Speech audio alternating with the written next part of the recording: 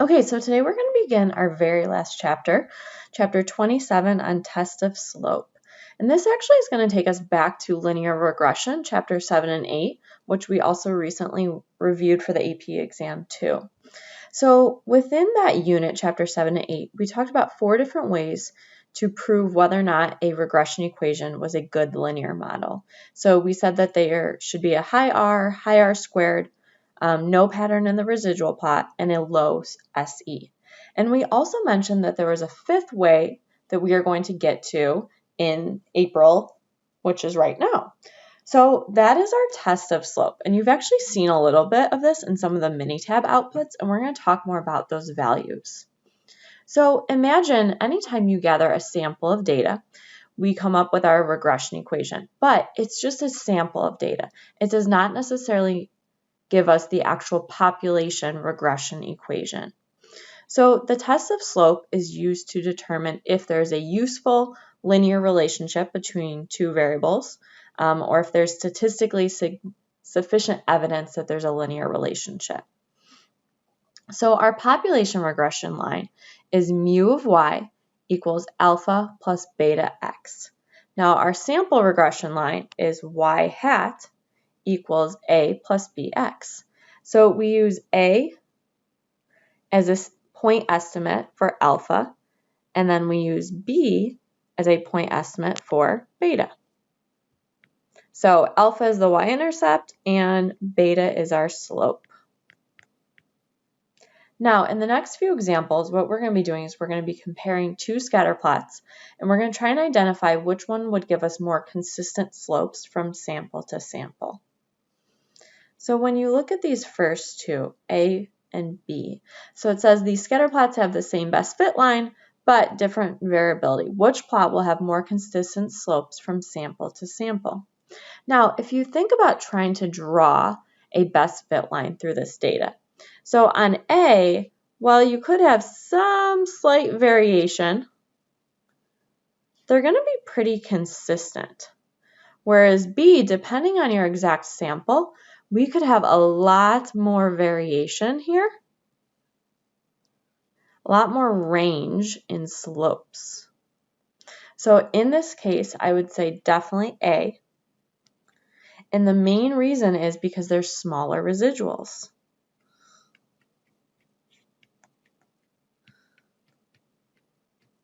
So if you looked at where our actual best fit line for this data would be, and again, I'm just kind of eyeballing it, we're going to have a lot larger residuals in B than you will see in A. Now comparing C and D. So these two scatter plots have the same spread of y values, but different spread of x values. Which plot will have more consistent slopes from sample to sample? So if you remember back in chapter 7, 8, and really 9 and 10 as well, we talked about if you have a larger range in the x values, that actually increases your r and your r squared. So for example, when you remember, if you had a influential point, sorry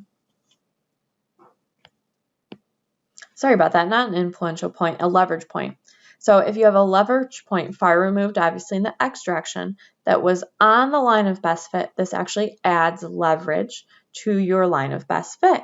So this really strengthened our r and our r squared. So because of that, the larger range in x value of D is going to make this a much stronger model. We'll see more consistent slopes, whereas in C, you might kind of already see, well, depending on exactly which data points you get, these slopes could really be kind of all over the place. Whereas we're going to have a little bit more consistency with D.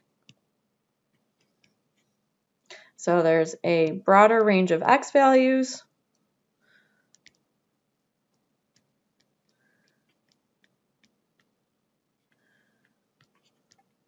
And no clumping.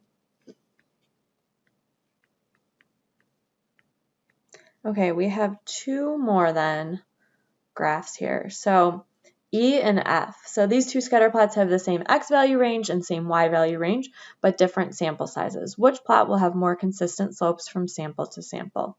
So this is obviously going to be F. by now we should know that a larger sample size is going to provide us with more consistency.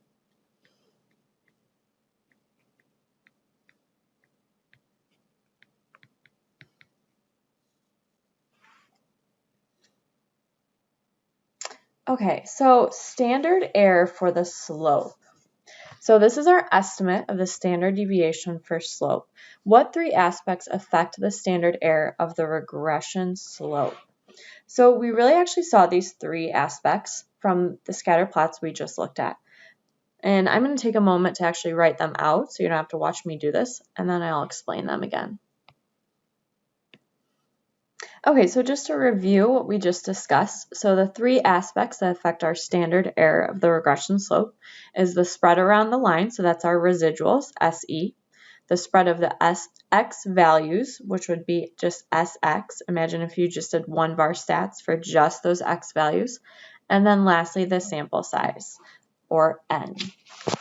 So next up, we're going to talk about the formula that we would use for t-test of slope. And I'm also going to write down the confidence interval one as well.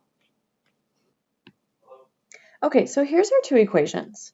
So the formula for a t-test of slope is b minus beta divided by SE sub b.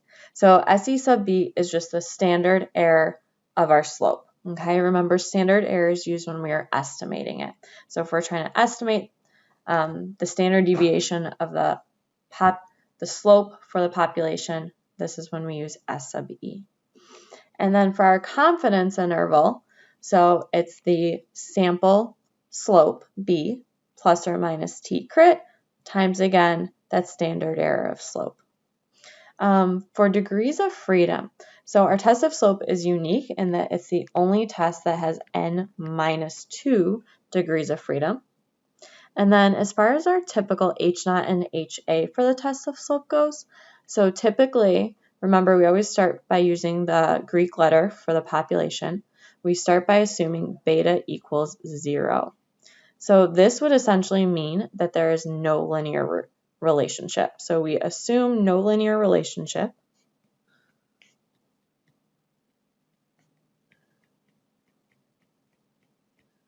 And we want to show that there is a linear relationship. So usually for our alternative, we typically default to just beta does not equal 0. And it's typically pretty obvious as to whether there's then a positive or a negative relationship. I will say for this one, so our t-test of slope is probably not always as useful as the actual confidence interval. Sometimes that confidence interval will give us more information because it gives us a range of possible slopes for our population regression equation.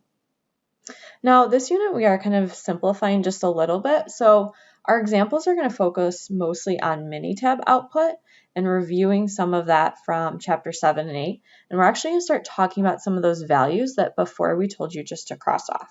So stay tuned for that.